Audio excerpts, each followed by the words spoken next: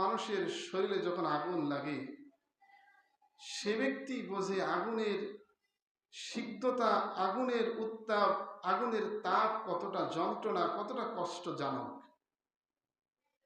মানুষের জীবনের একটি দুর্ঘটনায় সারা জীবনের কান্না হয়ে থাকে। যেন আজকেও একজন মা তার সন্তানের কষ্টে মারা গিয়েছে। বলি না, সন্তানের কত কষ্ট, সন্তানের কত মায়া, এই সন্তানের আফসোস করতে করতে মাও শেষ। সন্তান তো শেষ, মাও শেষ। আবার একটা দেখলাম রাইসা মা এত পরিমাণ কাঁদতেছে, কয় আল্লাহ থেকে আমি সন্তান চেয়ে নিয়েছি, 10 বছর পরে আল্লাহ সন্তান দিল, তাহলে এই সন্তানের প্রতি কত মায়া, কত মহাব্বত।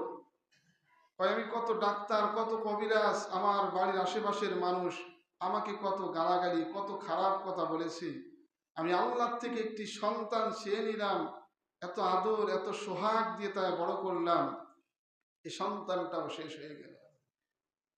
কত ছোট ছোট বাচ্চা, যে বাচ্চারা স্কুলে যায় না, এই বাচ্চাদেরকে মা বাবা জোর করে স্কুলে পাঠিয়েছে, সেখানে শেষ। এজন্য আগুনের কষ্ট, আগুনের ভিতরে যারা সিদ্ধ হয়ে মরে, আগুনের উত্তাপে যারা পৃথিবী ছেড়ে মৃত্যুবরণ করে, হাদিসের ভিতরে নবীজি বলেন তারা শহীদি মৃত্যুর দরজায় পৌঁছায় যায়। এজন্য তাদের মৃত্যুটা কত কষ্টজনক ছিল, ওই ভিডিও দ্বারা দেখেছে প্রত্যেকের চোখ দিয়ে অটোমেটিক পানি চলে আসছে। একজন শিক্ষিকাকে ছাত্র ছাত্রীদেরকে বাঁচানোর জন্য যখন ক্লাসরুমে ঢুকলো, সেও সেখানে নিজের জীবনকে বিসর্জন দিল।